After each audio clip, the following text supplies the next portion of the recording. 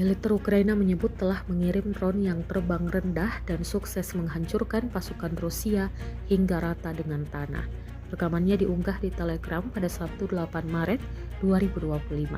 Dalam keterangan unggahan disebutkan, militer Ukraina tidak mengizinkan Rusia mendapatkan pijakan di wilayah Kharkiv dan terbang mendekat. Operator wing serangan ketiga Ukraina dengan cekatan mengerahkan pesawat tanpa awak ke posisi musuhnya. Pasukan Rusia tampak dihantam, begitu pula sepeda motor, kendaraan lapis baja, dan beberapa senjatanya yang bak diratakan oleh serangan drone Ukraina.